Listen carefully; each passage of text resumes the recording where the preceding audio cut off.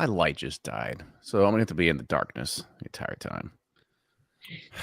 Oh no! Oh no! So you get to see me into some mood lighting. Hi, everybody. Hey, what's going on up in here? Hello, friends.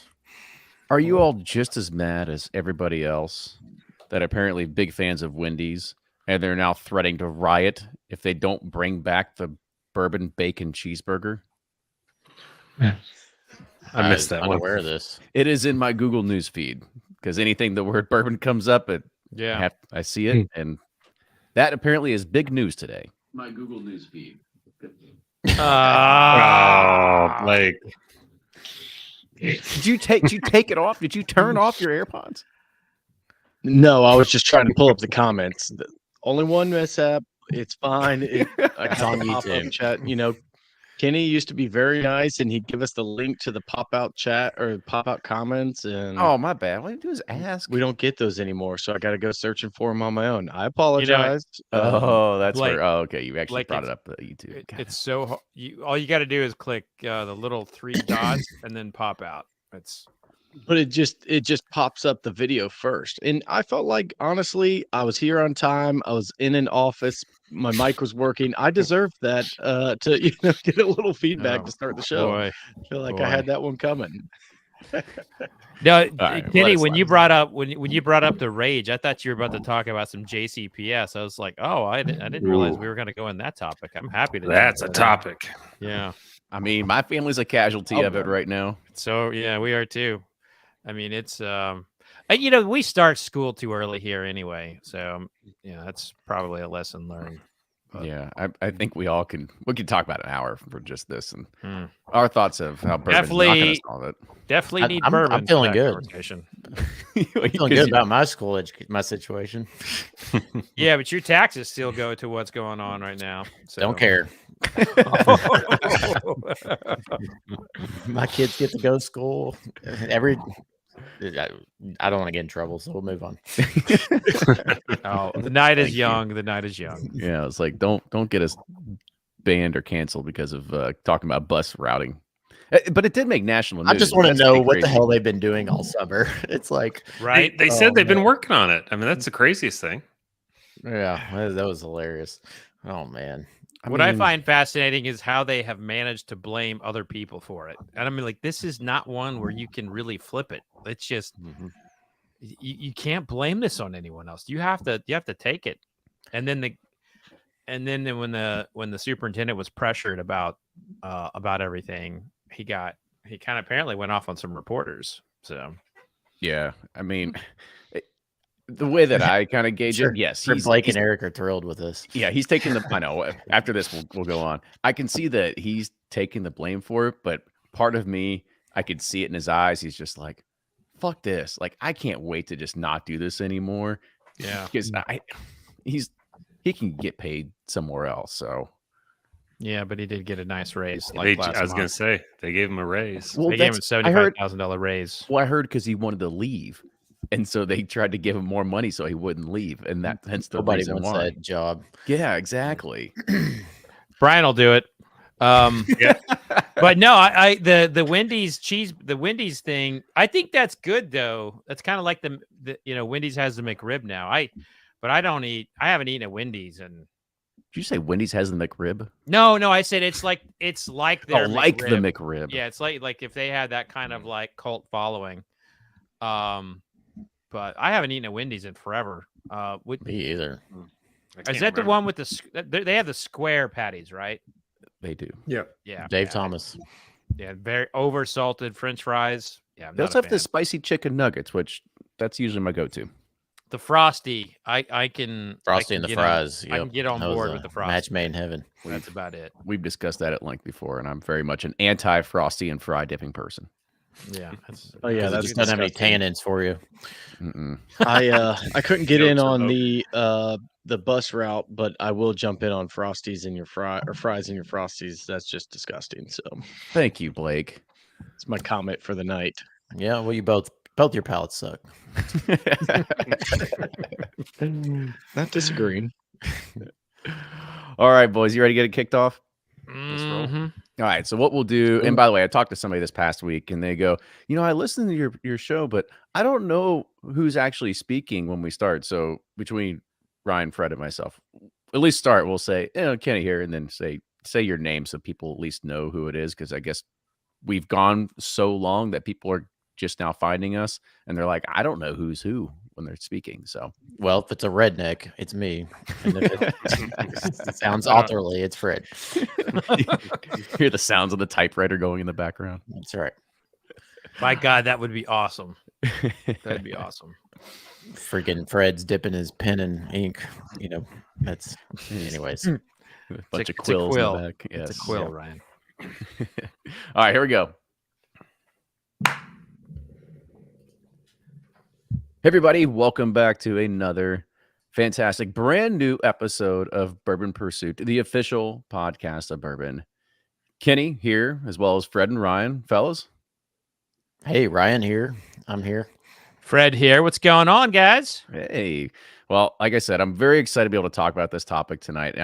I looked at this one, and before we get into it, I thought it was going to be one that we would probably do on our own, but when I started getting introspective, I felt like we need to bring in the roundtable here, get some more outside perspective too. So yeah, it's gonna be really.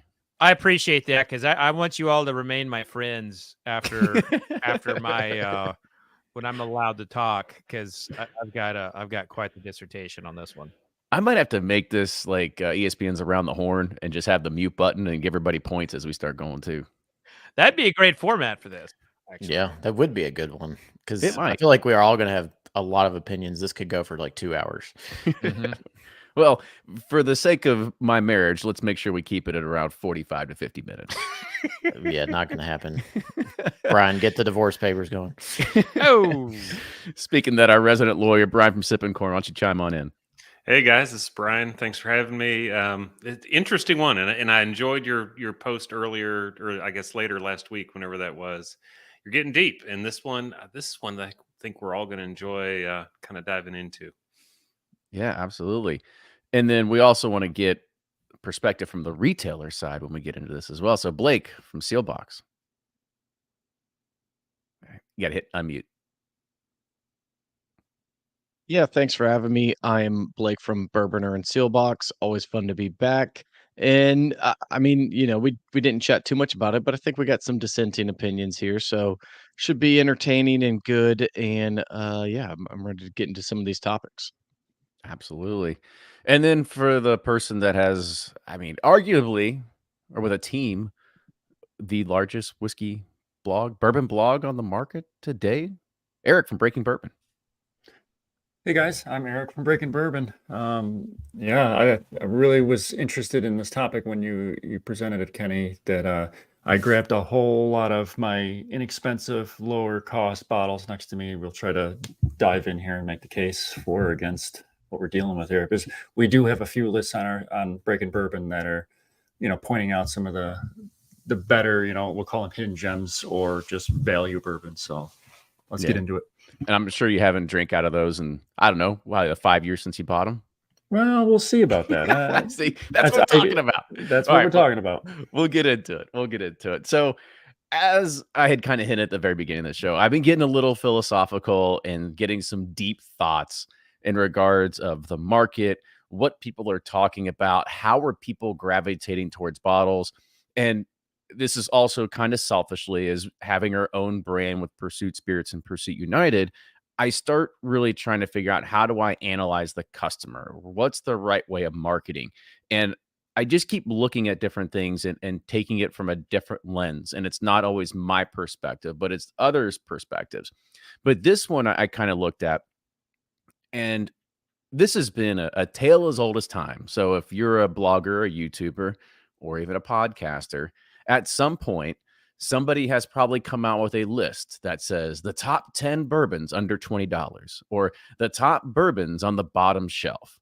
And I kind of got to thinking about this because I looked at it and I said, all right, who were we really trying to target with these particular types of posts? Because if you are in the whiskey community, if you listen to podcasts, if you read the blogs, if you pay attention to what people or YouTubers saying, odds are you are probably not that person that's buying a $20 product. The people that are buying those sub $20 products are not what I would probably call a part of a broader whiskey community. And the other thing I look at this, I have to think of, well, what do we look at as, and when I say this is I would say this like the best possible way, especially to all of the big guys that could squash us at any moment, is that when you look at these bottom shelf bourbons, we look at them and do we say like, oh, these are good? Are they really good, or are they just average? Because most of us now, we've had a lot of good bourbons. We've tasted a bunch. And if you go back to it and we give it a rating, I don't know. I'd probably rate them maybe a C, C plus. And so I kind of got thinking, when I keep seeing a lot of these articles, these videos pop up, I'm going like, why do we keep promoting average whiskey? Shouldn't we sit there and put our focus on brands, line extensions, other whiskeys in the market that are making people want to really expand their horizon? Like, what are other good whiskeys that we have access to? Because all the times it's the same 9 bottles that I see usually on these lists, and it's all from the same big 6 distilleries. And for the most part, I don't feel that it's really hitting the right target audience. Now, I just opened up a huge can of worms there. So I kind of want to push it out and let whoever wants to speak first. And I'll ask the first question of, when you think of these bottom shelf whiskeys, are any of them really great, or are they just average at best?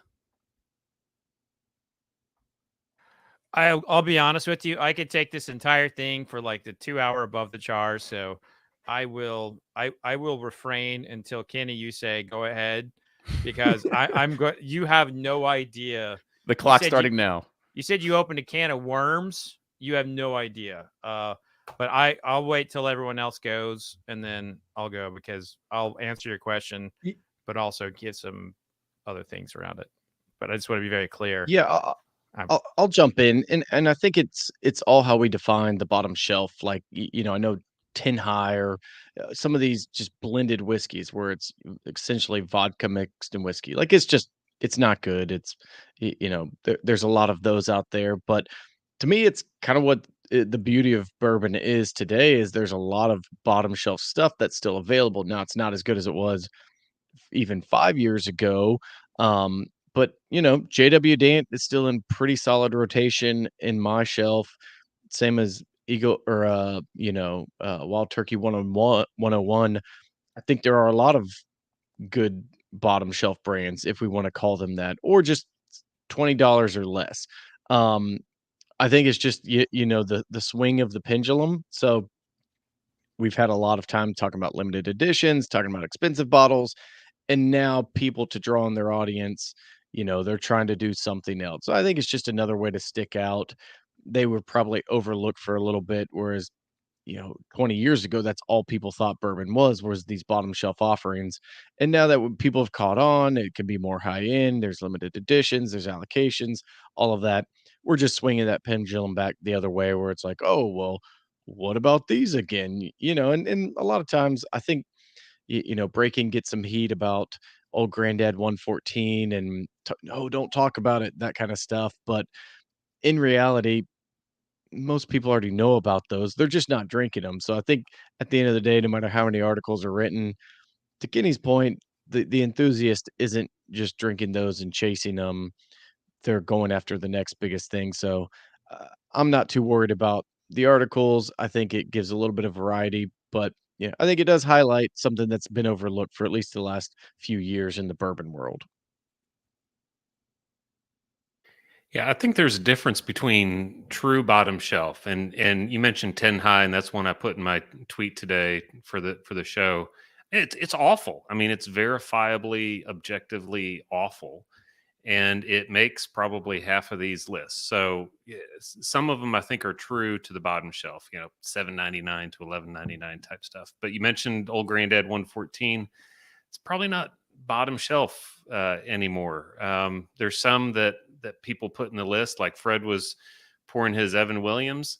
It's one of their more modestly priced whiskeys, but it's not really bottom shelf. So what I'm struggling with is staying away and not promoting the really bad stuff, but helping people find. I forget who it was who said hidden gems. That might have been Eric in the intro. There are still some hidden gems out there, and they're going to be over $25, but there's some bad whiskey out there, folks, and I got no interest in promoting it.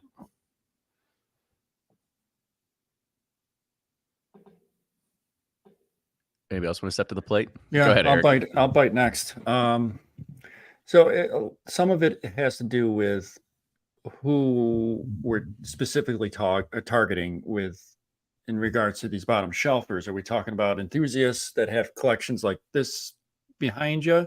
Or are we talking about, those best of, other $20 lists? Are those for people that have this kind of stuff, or are they people that are just getting into bourbon and don't know where to start?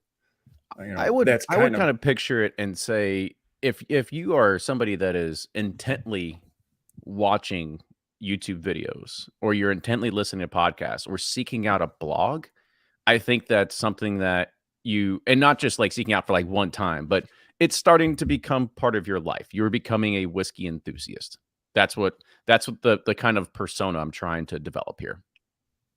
Yeah. So that you're taking this hobby to the next level. So you're starting to read about it more, that sort of thing. All right. So then, I think there is still you're still at that level where there's plenty of stuff to discover in that price range before.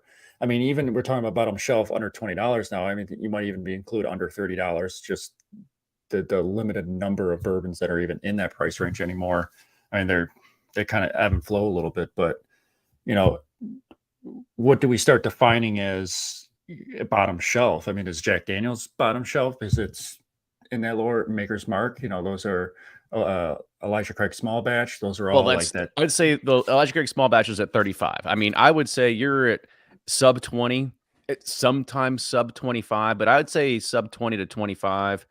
If you're below that, that's where you're getting into what I would consider bottom shelf and the race to the bottom. I think we need to redefine not bottom shelf, but the problem is the value bourbons. Okay, that's you, Ryan. Yeah, I think that's where I think you're trying to go with. So best value bourbons, which I would think would be 30 and less.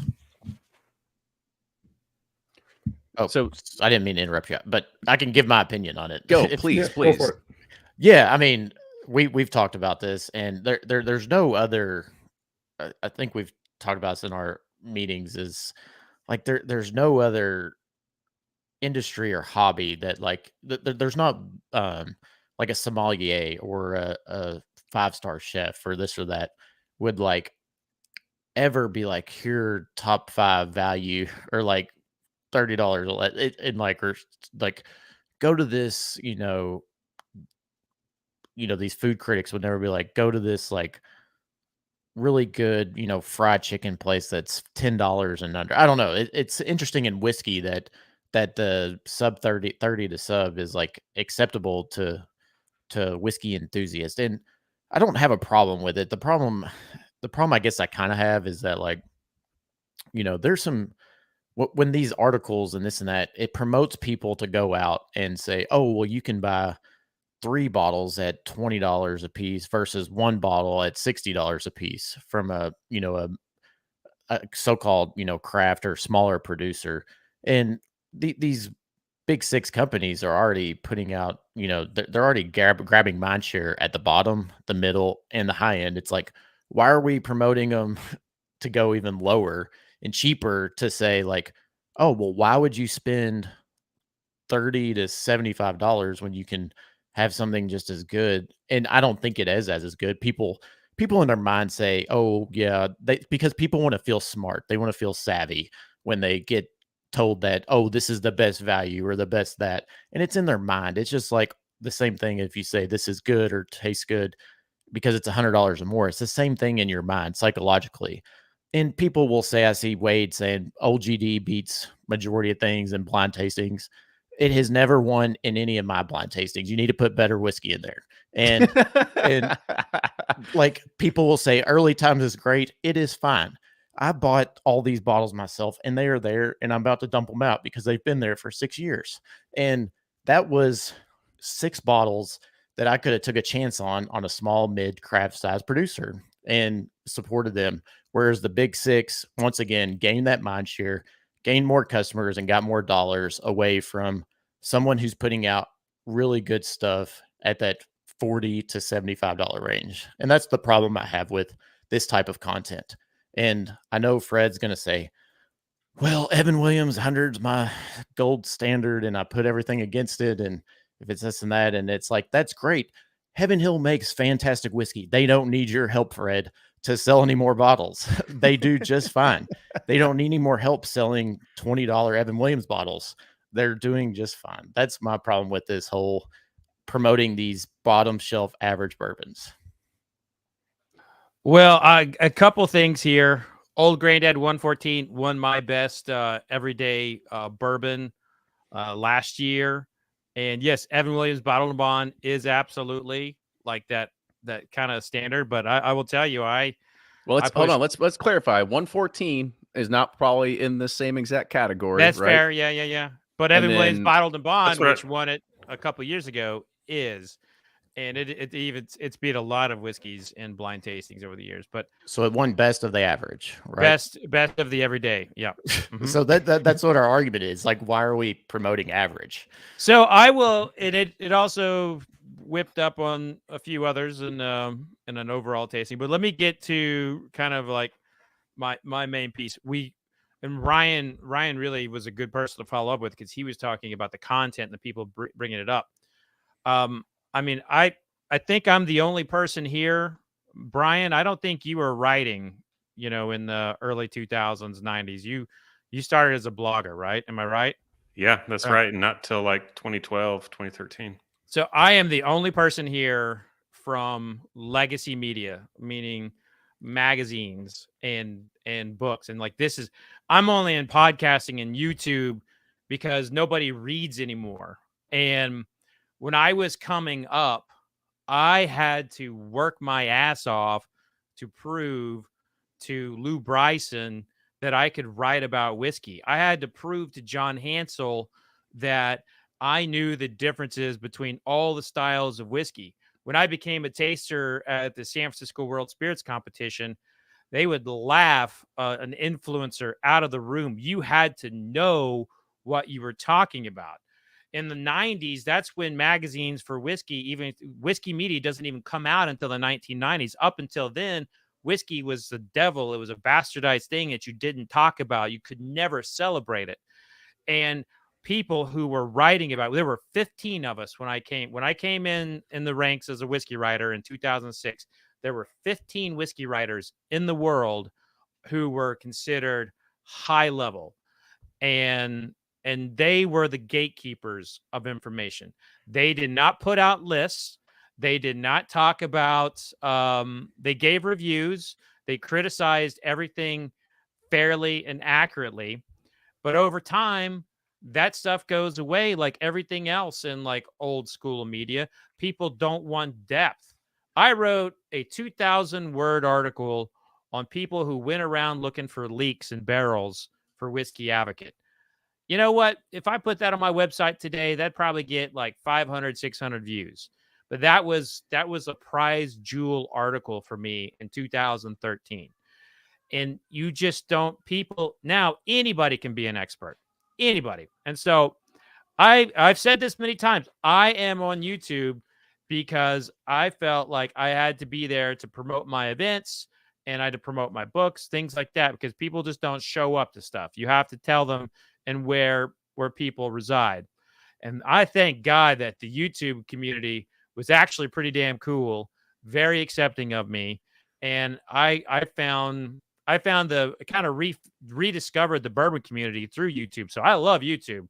I'm gonna stick up for Whiskey Tube every day of the week. And I'll tell you, the number one keyword based on an analytics software that I use, the number one keyword for what we do is bargain bourbon. Number two is bourbon reviews. And then, pretty far off, cheap bourbon is way low and available bourbon is way low. So those two things, bargain bourbon and bourbon reviews, are the number one search topics for YouTube. Then you have the sites and everything.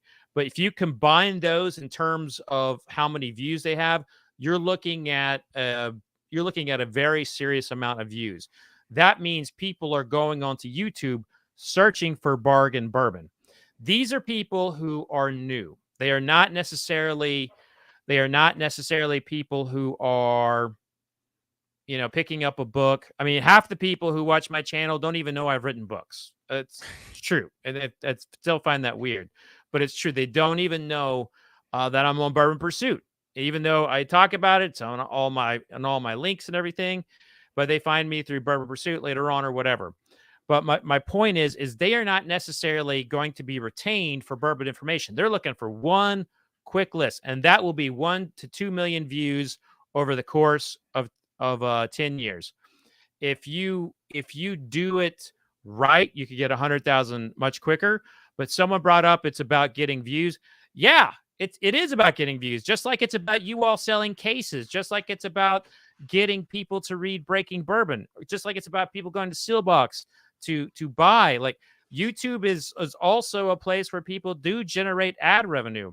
And if the more views you get, the more ad revenue you get. Now, I will say, there's a big difference between, it's bourbon night and new people coming in, or mash and drum, or ADHD whiskey, people like that. There's a big difference between that level than going down here. Now, you want to talk about the writing. Well, whiskey writing went out the window when BuzzFeed kind of came in the picture and started like gutting us. AI's been writing, robots have been writing beverage copy for about 5 years. And that's just gone out the window. Lists are lists. And I put them in my newsletter. And as much as we all bitch about them, as much as we all complain about it, my newsletter goes to a lot of people.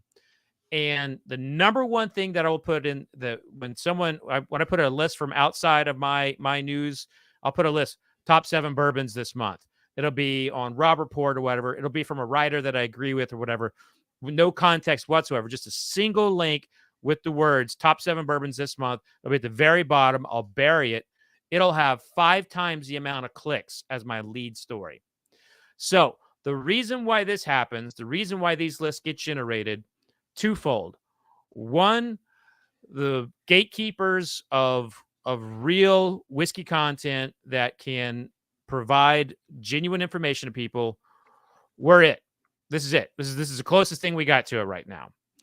And two, this is what people want. So it's easy to create and anybody can do it. You can start a TikTok channel tomorrow and say, these are the 5 best bourbons right now. And you don't have to have any credibility whatsoever. And yet you could trend and you could get more views than someone who has dedicated their entire career on whiskey. I'm not mad about it. That is the state of the market. That's the way it is. And so when I've done those lists, because I've done them, I try to blind taste them. I try to give as much history and information as I can about them. And as far as like Heaven Hill, not needing my promotion or whatever, I don't give a shit about that. I care about that new person in Seattle or Tacoma. I don't know why I'm using the state of Washington, but people in wherever finding a bottle that they like, that they come to bourbon. And at the end of the day, they're not drinking vodka or something else. They're in a category and maybe they grow into something else. And maybe, in 5 years, I get to have a dram with them in Bardstown. That's but why how I not? look But at why it. not show them what's best and not what's average? You could spend $7 to $10 more and get Elijah Craig. Elijah Craig is way better than Evan Williams Bald and Bond. When you started drinking bourbon, did you? Well, it's not fair because I grew up in Bardstown. Where Okay, it's so like, when the average person starts drinking bourbon, do you think they're ready to invest $60 to $100? oh no, and I'm not saying 60s, but I'm saying why are we promoting Evan? Which Evan Williams is fine, it's great, but why not just promote Evan? Why not promote Elijah Craig? That's better a product than Evan Williams. They're gonna have a better. Yeah, I don't know about experience. that. I would say the Evan Williams Bottle and Bond is better for than Elijah Craig and many blind tastings for me. So I would. Way. And like Wild Turkey 101 is not better than Russell's 10. Oh, Granddad 114 is, well, there's nothing compared to because Basil Hayden's just watered down, version of it, but it is better than that. But it's not better than Knob Creek or Booker's or Baker's. I mean, those are all going to be right there on that in any list there too.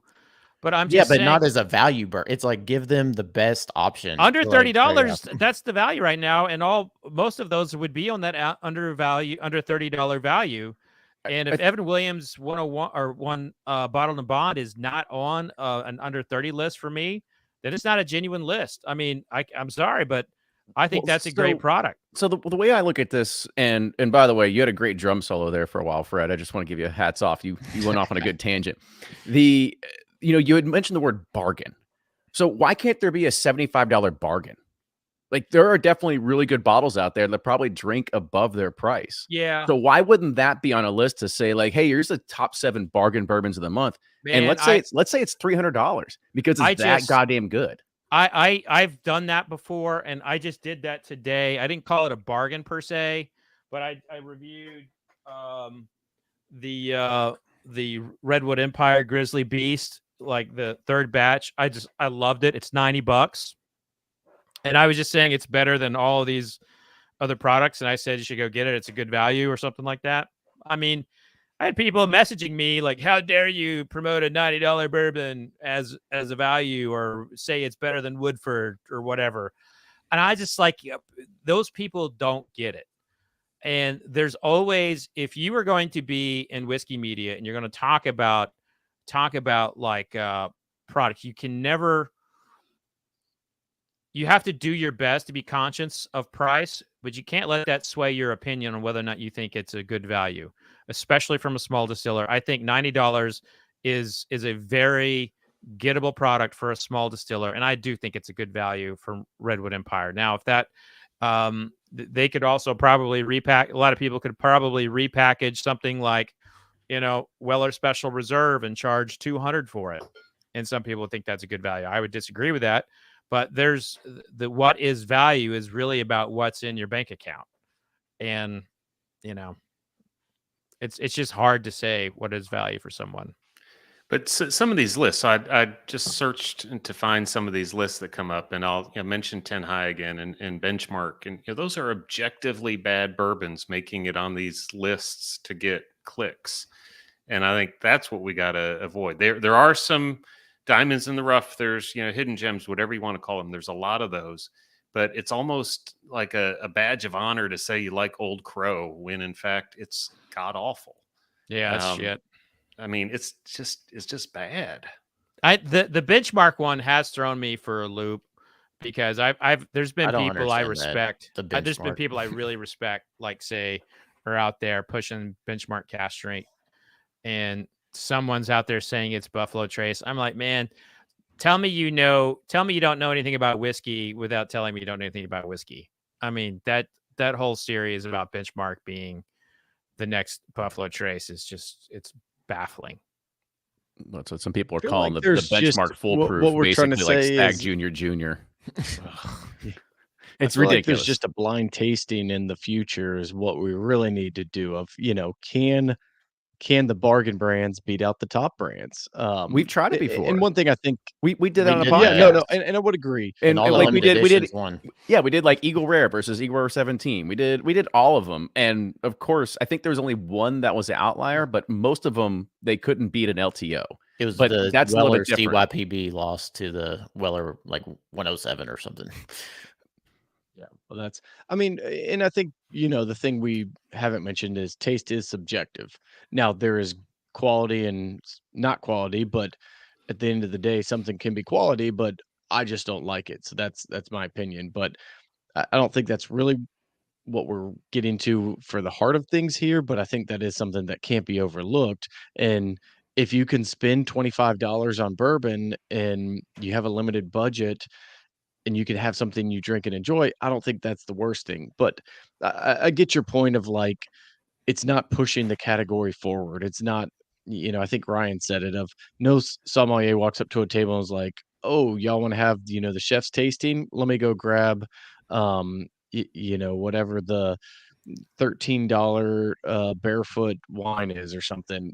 So if you want to elevate the category, you kind of got to talk about it as an elevated category. And I think that's part of what gets lost here with saying like, why the heck are you spending all this money on bourbon? Well, there are reasons, there's reasons for the producer, there's reasons for the consumer. And it can cheapen it a little bit if too much emphasis is put on that. But And it's also like interesting bourbon. how much people drink. Like what I have found is I don't drink that much at all in comparison to some of the people who come to my tastings and they tell me like how much they drink. And so I that part always gets me. So if you are drinking half a bottle or a bottle a day, maybe slow down. But I can see also where like these value bourbon lists could be handy for them. And I think they're important, hold on. man. Did you just promote people who drink a bottle a day to start drinking this stuff? No, I'm saying that's why they would be seeking the content. Okay, this is where I'm going to challenge you on this. Do you really think people that are drinking a bottle of whiskey a day are really seeking out content to say, what's the best way that I could get my buzz on that it still tastes really great every single day? I hate to say it. That's how they hide it. Dude, there's no way those people seek out this kind of content. I don't know. They've showed up to my stuff before. I don't know how they got there, but They probably got free tickets. No, I'm just kidding. But yeah, they're out there. I think the Well, and so and by the way, just to back to Blake's point about, do you bring the barefoot wine out, and then like if like if $25 is all I can spend, I want to make sure that we're capturing the right persona, right? The people that are buying, you have the bottles that are behind Eric right now. Like you've got 15, 20, 400 bottles. Like I'm talking about those people, not the people that just already have like 3 to 5 bottles. Those are the people that are still very early on in this journey. But the people that are already 6 months into it, you've probably already amassed 30 to 50 bottles. That's just the way it is. So that's the kind of persona that I'm pushing here, and not to say like, oh, we need to be out there for the beginners. Like I'm not talking about that. That content will be there because at some point people get into it, and then they have somebody that teaches them and says, let me show you what else is out there. But it's going to be something that's going to actually push that a little bit further, that they're going to find that next phase of the journey. I'm just kind of concerned about where are we trying to promote average whiskey, the people that are actually trying to search for something better than average. Yeah, I think the problem is there's too much focused on the value at $30 less, and too much focus on the limited editions. There's never any focused on the middle, like, from 35 to like $75. There's not really a ton of focus on that. Feels like it's always the bottom or the top. But that's what people. That's what people. But you can want. show people what's really good in that middle. That's I don't know. You could show someone all day long, but if they don't want to see it, they're not going to see it. I mean, it's just, I remember Kenny telling me that YouTube was all about affirmation for people, and you can see that in the views left and right. It's all about affirmation for people, and it's the same with the list, man. Like there's not, if you put out if you do a list that again, it's what is value put out. We do lists based on pricing. You don't do it based on whether you think it's good or whatever. You say best bourbons under $60, best bourbons under 50, best bourbons under 30 or whatever. I mean, that's the only way that you can get anyone's attention. Like we deal with a public that does not want depth. They don't want nuance. Hell, they don't even want history with this stuff. They just want, do you like it? Do you not like it? That's it. And what is the price? And so they see something that's price related, and we say value bourbon or bargain bourbon, their mind is going $30 and under. And that's the Wild Turkey 101s, everyone's bottled bond, the Elijah Craig's, all those. But it's the same thing. It's always the same thing. It's always the same thing. That's my problem with it, is that it's the same shit all the time. But we have new people coming into the space. We just keep promoting average, and I get it. It's just the average shit over and over and over again. But you have new people cycling in and out. And so, yeah, I mean, how many times do you think I like talking about the shit about special barrel finishes? Yeah, I try to talk about it each single time as if the person listening or reading it is seeing it or hearing it for the first time. I mean, this is media, man. I mean, go watch ESPN. Go watch ESPN. They talk about the same shit over and over for the same day. It's ridiculous. It's crazy how they do that. But this is media. You have to keep putting things out there, whether you did it 10, 15 years ago or not, because you have new people coming in. Right now, there's a 22-year-old about to have their first drink of bourbon. Where are they going to get that information? Probably going to be a store clerk, to be honest with you, or a bartender. But what if they Google? What if they go to a distiller app? What if they get on Bourbon Pursuit and want to see a list or something? Or they go to Matt's ADHD whiskey. Who knows where they're going to get it? But they're going to go somewhere. It's how it is. This is so funny. People are getting so upset that they're leaving. It's just supposed to be a fun topic and conversation. Like I told you you'd get mad at me. Oh, who got mad at you? No, we're not mad. We're not mad. No, we're not mad. This was definitely a conversation that's supposed to spark. It's supposed to spark good conversation. That's really what this is, because like I said at the very top of the show, this is not about seeking out the reason, the why, the what. I kind of want to understand the consumer. I just really want to understand why, what keeps you wanting to click on those when you know what you're going to find. But at the same exact time, you are in this space and you've been here for a little bit. So is going and buying another, we'll say $15 bottle, is that really what you should be doing in this? Or should you say hey, okay, maybe let's wait a few weeks. Let's save a little more money. Let's go buy a $60 bottle. Or instead of buying three $20 bottles, then let's go buy the $60 bottle. Just because we want to see exactly how do we broaden this category. And before you chime in here, and that's because there's one person that up here, it was a long time ago, and they said, what about the daily drinkers? You can't drink $80 whiskey every day. This will be another conversation I'll have for another day, but I also feel as a very it's another deep conversation topic that I believe the daily drinker is dead, and that there is so much choice as a consumer. You have more choice than you've ever had, that there is no reason to have a daily drinker anymore, that you can go on the shelves and you can find a flavor and a taste profile that works well for you. All right, Blake, before I cut you off there, you can jump in there. You got to unmute yourself. No, I was just gonna say, and I think Fred alluded to this a little bit, but they do this to get views and clicks. And it's like, why are they writing these articles? It's like, well, we've spent the last 40 minutes discussing whether or not we should be right. They should, So, listicles will always win. Yes. Yeah, maybe it's I think we've all seen it. We've all done blogs at times where you spend hours and hours writing it, and then you throw up something in 15 minutes and it gets the most views. So I think we'll always just have that. And I don't think it's as deep as maybe we're thinking it is. I'd be shocked, and I'd love to hear from people in the comments of who's actually bought a bargain bourbon in the last, call it even 6 months, or bottom shelf bourbon because of one of these articles.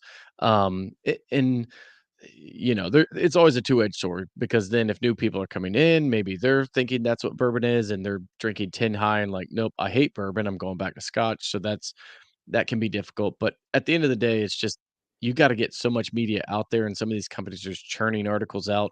I think it's nothing more than that. It's just a way to maybe start some buzz, to get people talking, to say, oh man, to send it to their buddies, man, we should just go buy a bottle of this $15 whatever, and benchmarks the new Pappy. Here we go. So I think at the end of the day, it's more of a marketing media technique than it is truly trying to drive customers to these bottles. And I think all of us probably have our favorite cheap whiskey, and a lot of people like OGD, just bottled in bond, or the Evan Williams, or back when it was available, the $11.99 6-year Heaven Hill in Kentucky, and that's great. I've got my own favorites too of the cheap ones, but you look at these lists, and there can't be 7 good bourbons under $15 like some of these lists say. But definitely have your favorites. This goes to Blake's comment of everyone has their own taste preference. You're going to like that stuff. You should have that inexpensive bottle on your shelf, but explore, enjoy some other things too. Yeah, I think that's the best thing about bourbon in general, is that you can have something at every price point that somebody's going to like, and that's what we love. But it is fascinating, and I'll go back to my original point. There's no other enthusiast community that embraces bottom shelf average products, but the whiskey community for some reason does. And I'm not saying that's good or bad. It's just fascinating to me that's the case. You don't see a coffee expert going, oh, you got to get Folgers and Columbia House, and all these house staple brands. They're like, no, you got to go get the drip over and this and that. And I'm sure whatever Wade left, he says we're 20 or whatever, but we're enthusiasts. We're looking for the best of the best. Pricks was the word, Ryan. Yeah, we're rich pricks or whatever. And that's not our thing, but we're looking for the best of the best. And that's what's fascinating to me. It's like, yes, those are good values, but they're not the best of the best. And that's what I feel is this is in the same vein as the bourbon distillers forgetting the people who brought us to the dance. This is the same. This is part of the same conundrum about why, old school bourbon drinkers, or even someone who's been in it for 5 years, can't find the bottles they want anymore. It is, the industry has always been the average person's affordable drink. It's always been that way. It has always been, I don't want to say the poor man's, whiskey, but it has been something that the blue collar worker could go and get a really incredible bottle of bourbon for, back in the day, under $15. Like, you could get an 8-year-old bourbon in the mid 1980s for under $15, where Scotch was, $40. And now that bourbon's popularity and all this demand, that's gone. And so, I don't know, these lists, they suck, because the whiskey that typically goes along with something under $20, unless it's Evan Williams bottled and bond, I'm going to keep shouting that one. They're going to stink. They just are. And there's not a lot to get. You go up to 30, different conversation. But it's kind of depressing. It's depressing, because here we are, we're talking about, let's talk about some of the better ones, the more, it's depressing, because I know bourbon has priced themselves out of a lot of consumers, and there's about to be, if demand continues and people start buying these $200 products coming on the shelves for the first time that are source whiskey, the price is going to keep going up, and it's going to keep pricing up and up and up. So part of me thinks that it would be great if we did have a quality, under $30 category that stayed the line. But here's the problem, Fred. The problem is that there's only 6 companies that can do that. That's it. I don't know about that. I've seen a lot of smaller distillers start to come out with $40, $40 product. We're already over. We're over your category. We're already over the $30. Yep. So, but it's close. It's close. But that's the thing, is like, and it's by the way, and I mean this with everything. It's like, it's nothing to the big 6. Like, they make fantastic. They do a great job. It's just, when we look at this very low, I don't want to say low end, the value, the bargain, the $15 to $20 bottle, we all look at it and we think, this is good, but it's average. You're not going to be like, oh, I'm spit this out, this is whatever. I mean, Brian said there's a few that he'd spit out, but we look at it and we say it's average. And the only way that I look at this is, I say, how do we elevate the conversation for the people that create these articles, that create these lists? How do we find a way to promote whiskeys that drink beyond their price point, that are a bargain, that might be at 40, they might be at 400. They're a bargain because of what they are and what they taste like. Hell, I'll give a shout out. I just had Wyoming whiskey. I was drinking that when I was right here. I don't even know what the hell our SRP is. I think it's a bargain. I think it's absolutely delicious. Those are the things that I'm looking at and thinking, like, why is that on a list like that? So that's the juxtaposition that I'm in, and trying to navigate the conversation, even though we're getting towards the top here. Yeah, I've been on the other side of that, where you put a $200-$300 product in the list, or an article of saying it was a bargain. You get laughed out of the room real quick. I mean, if a bargain is a high price, it, as much as I agree with you, Kenny, it does not translate, because nobody will actually read the article or watch the video. They'll just see the comments. I mean, we know that people don't even read or watch; they just go to the comments now. But well, it's like, how about people just do what they think is good and not worry about what other people think? That's what the problem is, I think. Well, again, that's a deeper conversation. It's media. It's media. So if you don't have people watching, if you don't have people buying your magazine or clicking, then you go away. You know, your product is putting out information, and if you put out information that is contrary to what your audience wants, you will not have an audience. I've been doing media since I was 15, And I can tell you right now, and it hurts me to say this, the audience that we communicate to do not want history. They may buy Brian and I's books, but they likely don't read them. And they get them as Well, gifts. there's a small segment of it, but you're right. There's definitely, there are going to be people out there.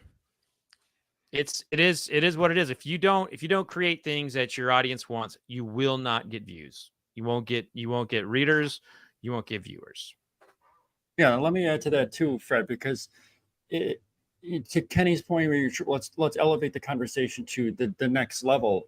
The audience drives content in a lot of ways, and they're just not interested in being elevated. The most response, typically on Breaking Bourbon to our reviews are the lower end bottles. You get the most comments, the most hits, the most interaction, and just fire from people out of those lower bottles. And yeah, Eric, don't talk about it. Eric, don't talk about it. Right? Yeah. That's how we're always trying to. It's either the high end or it's the low end. It's that's where you get the most, and in between, it is so hard to get people to to click on something they've never heard of from a major distillery. I think that's why you get so much interaction with the lower end, because they're available, people can afford them.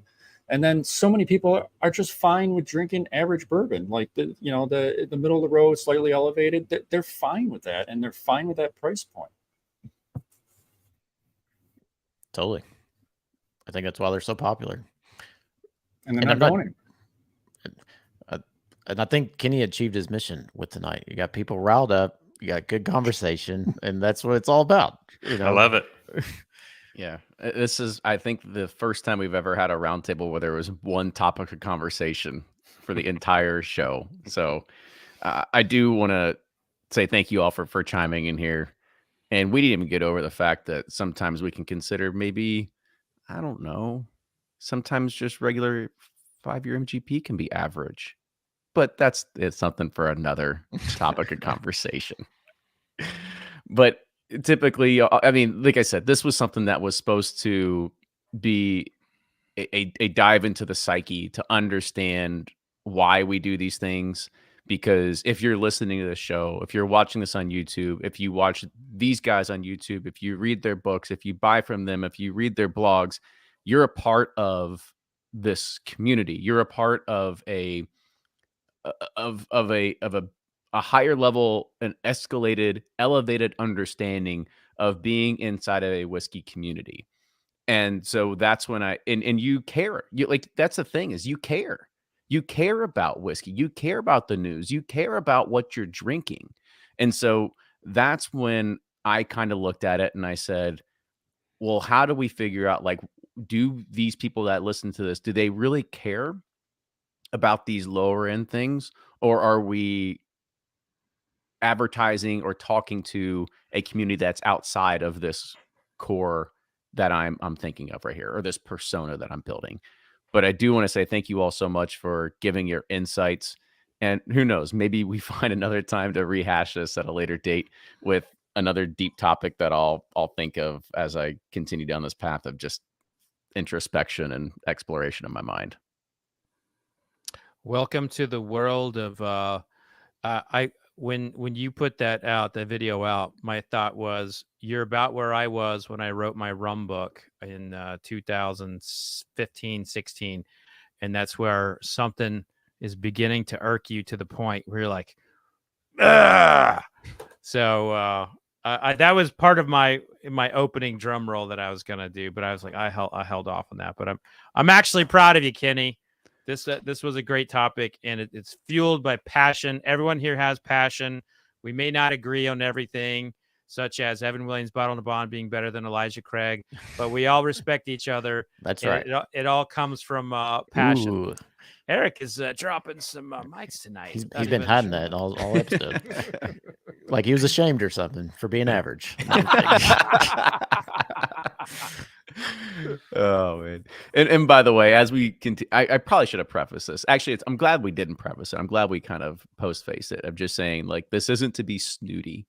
It's not to say that what we drink is better than what you drink. That's not what it is at all. It's mostly to understand the content that resonates with you and what are you looking for as a consumer, because there are, as I said earlier, and I think we can go into the idea of choice at a later date, is that you are now living in the heyday of whiskey, one of the best times to ever be a whiskey consumer, because the shelves are flooded with all kinds of choice, and you have an option to choose a ton of stuff out there. And so that's why I want to try and advocate for that, and saying, choose things, choose different things, find things that are outside of your comfort zone, and find things that are going to, kind of stretch your imagination, your taste buds, wherever it's going to be. But let's go ahead. We'll end it on there. So Kenny signing out, but I'll let the other guys kind of go.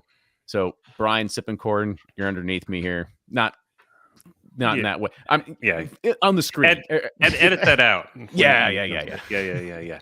So one thing I learned, it took me 84 episodes, but if my internet totally fritzes out, I move up in position. And appreciation to all the guys on the chat who noticed that, thought it was intentional. I gotta say, totally unintentional, but now I know how to move up in the pecking order. But thanks again. Fun episode. Brian was sipping corn, Bourbon Justice, all the socials. You all know that. Thanks, guys. Cheers. Sure. Blake.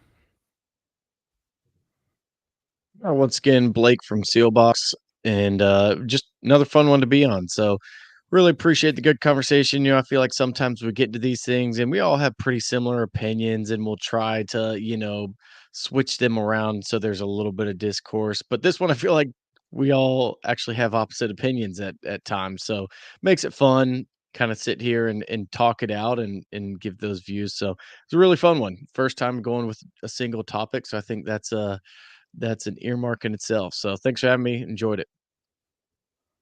Thanks for coming in here, buddy. Eric, go ahead. All right. I'm Eric from Breaking Bourbon. It was a great discussion tonight. We do a lot of reviews on all different ranges of bourbon, and we do have some of those lists, though we have changed them slightly over the years or recently, where we do, the best bourbons under 50. So instead of just hitting that $20 mark now, we do try to, pull up some of the readers that want it, the cheap stuff and the slightly elevated stuff. So it's there if you're interested. Well, see, Eric, now you got to do the top 20 bourbons under $20 for August of 2023. Then you can recycle that information every single week. That's going out tomorrow. Perfect. We should have AI write that one. Evan Williams, number 1, 12 months in a row, back to back to back to back to back to back to back champion. Well, there was Ryan, and then Fred. Also, thank you again for coming on here and sharing your thoughts. I know that you have a very different outlook and view when it comes to this, and you come it from the media side. And it was a very good way to put it, because that was not the angle that I was looking at, but you put in a context that made me understand more along, like, what is it to just, like, you're in it for the views, you're in it for the clicks. Like, you have to gain mind share, and it is a game to play. Yeah. I mean, and speaking of the game, feel free to go over to my channel for the best bourbons under $15. I'll be dropping right after this. It's one bourbon. Okay, but yeah, it's this was a great topic. I enjoyed it, and it is. When we got there toward the end, I started kind of getting depressed, because thinking about how it used to be. So I miss just being a writer. I miss it, and I know I can never go back. Well, at least I'm glad you're here with us. Yeah, so thanks, man. Thanks, if you can't write, we at least got your voice. We'll get it out to everybody. You can talk to us. Yeah. Thank you. Yeah, But we'll you be your won't shoulder read to my cry articles. I know you won't. I know you won't read them. I know you won't. Actually, we're gonna rate them 1 to 10 and put them in a list. I love it. Rating Fred Minnick's reviews. All right. But with that, everybody, cheers. Thank you again for tuning in. We'll be back in about 3 weeks again with another community roundtable. But make sure you follow all these guys on all their socials. Make sure you follow Bourbon Pursuit. If you do like the show, share it with a friend. If you even have a thought or saying about this particular episode, keep it to yourself. No, I'm just kidding. If you want to, if you want to, and if you want to share express your opinion, you can actually send us an email. You can send it to team@bourbonpursuit.com or info@bourbonpursuit, and we can check it out. And if it sparks a good conversation, or it could be something that we could turn into above the chart, we'll send it to Fred, and he can talk about it then too. But with that, cheers, everybody. We'll see y'all next time. Cheers. Toodles. Fucking sucks. Couldn't press There we go. mute. I love that. That was a great episode, y'all. I think It that's one was of our good. best ones in a while. I like it. It was It because I felt- think there it was felt like substance. It felt like there was really something to talk about.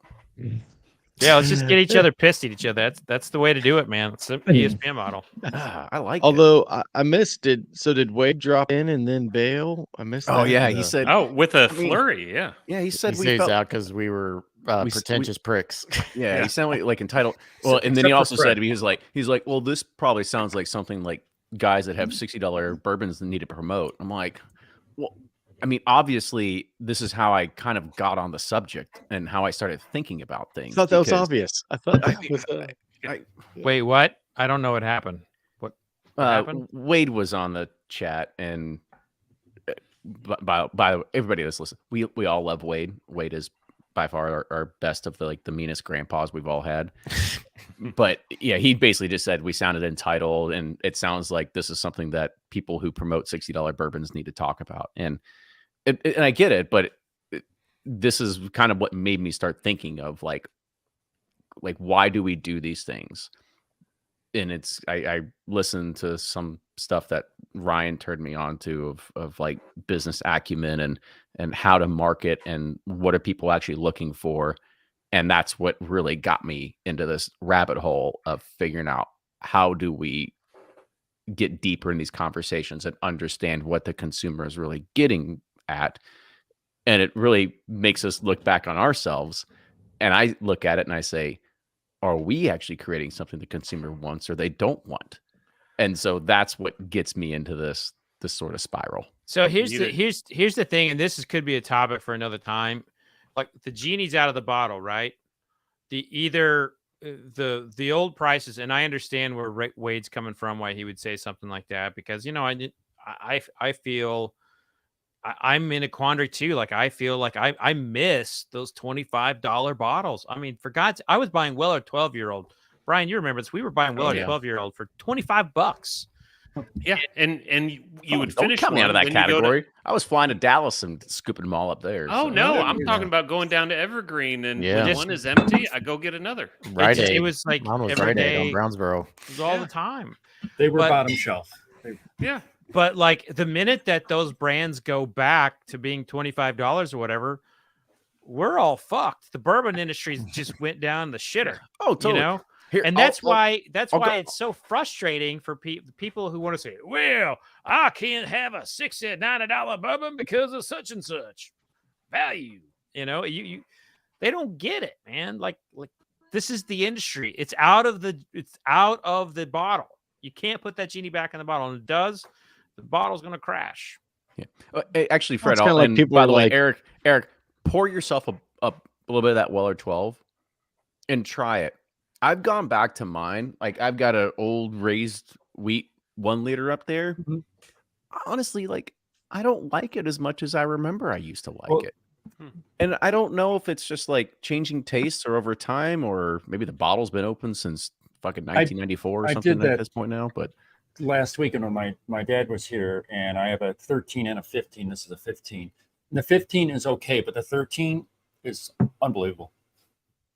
yeah, And that was bottom shelf $20. that's the last time I've bought Weller 12 or Elmer T. Lee. Hmm. And they were great. I mean, just fantabulous. I'm just glad there was enough people that kind of are over the benchmark hype and Gosh. ideas that I am. I was like, don't be wrong. Like there's a lot of people on Facebook and these groups that are like 20, 30,000. I'm like, they keep talking about benchmark. I'm going like, am I missing something? Like, No, is you're not. It's a thing right now. It's disgusting, and it's got an oak note. So for you to say it's gross, that's something. I don't know. It's not. Is it sweet oak or is it just oak? That's the real question. I think it's Blame the poor man's Pappy. Young That's oak. hilarious. I think it's a dog urinated on a fence post oak. Hold on now. What kind of dog? Alan Bishop What makes a kind of great dog? point. Female in heat. It's Blake's fault. But yeah, you made poor man's Pappy, right? But the thing is, to Fred's point, it's like bourbon was in the shitter then. That's why it was so cheap and available. So it's like, what do you want it to be, a shitty category, not making money, or do you want it to be this, elevated category that's thriving and growing? It's like the crazy guy who thing thinks is- he's going to get Pappy again. Like, it's just, Right. it's never going to happen again. Yeah. I can't wait till all these hipsters get done so I can get my Pappy again. Like that, the That genie's out of happening. the bottle. That's, there's still great stuff out there that's still available and priced well. But, back in the day, people thought, why the heck would I buy Pappy for $100 when I could get whatever on the bottom shelf? And it's like, we're almost regressing to that again. Why would I buy barrel craft spirits whenever I could buy, Tin High, the That sponsored one, by Brian and his law firm. that one is. I can't wait to way find a worse. 175 of that to send it to Brian on his Just birthday. send it. Yeah. And, bring it. these bottom shelfers, the thing is too, even like Elijah Craig or Buffalo Trace, or as they've continued to scale, they've gotten worse in quality. I mean, they're not as good as they used to be. Like Wild Turkey 101 today is not as good as it was 5 years ago, 6 years ago. It's because I'd it's agree The with interesting that. point too is Agree with like the bottom shelf isn't what got us here. Nobody caught on to bourbon because it was so cheap and inexpensive. But now it's like, hold on, we're trying to dig in. Henny, can he hit record again? I got another good comment to make. It's still going. We haven't stopped. But it is. It's true. It's like that. It's not why bourbon is so big today. I don't. There's a lot of different reasons, and it's not just one thing. But it was never because it was the cheapest, best thing to drink. There Yeah, it were was the some more premium affordable stuff than that others, but yeah, it was the premiumization of the category that really pushed it forward. it was sourced. It was people who sourced whiskey who pushed the category into a higher premium that the big six could never do forever. And that's what really changed the category as a whole. It was Willet. It was Old Scout. It was, okay. All those people just Michter's. sourcing, and Michter's. Yes. Michter's, Michter's. Thank you. Jefferson's. Jefferson's. It was all those that pushed the category. New blood, forward. man. New Michter's blood is one really. that doesn't get enough credit, where I feel like they have stayed. The 10-year, I think, is one of the best Oh, yeah. consistently good releases of any of the big brands, and I lump them in with the kind of the 6 heritage brands, because Michter's 10-year rye and the bourbon too, even after multiple different switches, is always good. Yeah. Always. I've never had one where I'm like, dang, I wish I didn't pay that money for this. It's like, oh nope, that's And what I that wanted brand, a $200 bottle to taste like. That brand, man, they went through the ringer. You think about how much when Yeah. Truth was going off on them, and they were just getting blasted.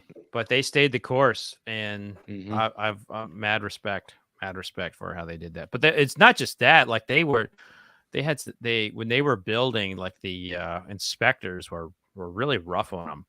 Like they came out and like made them move augers like an inch over, and they just.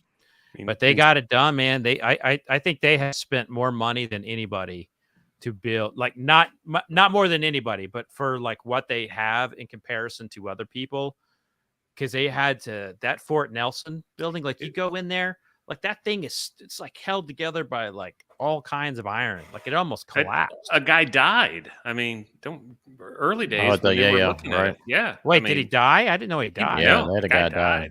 The stairs Yeah. collapsed. Yeah. No, that building should have been torn down, and they've done a remarkable job with it. Eric with a Which snipe really, comment. aside from like Evan Williams having their downtown thing, who else was there before?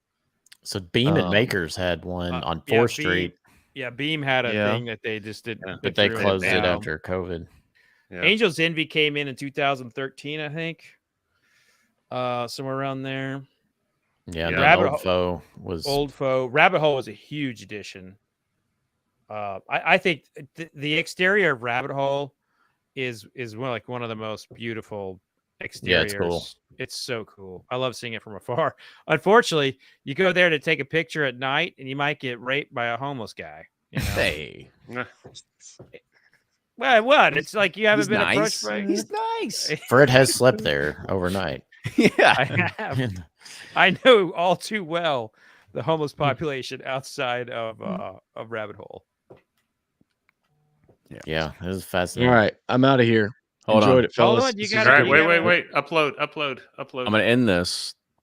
But Ryan, I should we didn't drop? hear that. I'm Should we out. drop some news for everybody? Oh yeah, sure. Let's drop tell some us. news. Let's go ahead and do it. Shit, Special good news. thing you stuck around. So as of, but I'm only doing it for the people that are live right now. So Drum roll, after this, drum we go ahead and end the broadcast. But Pursuit Spirits has now been given their official DSP. We are DSP KY 20135.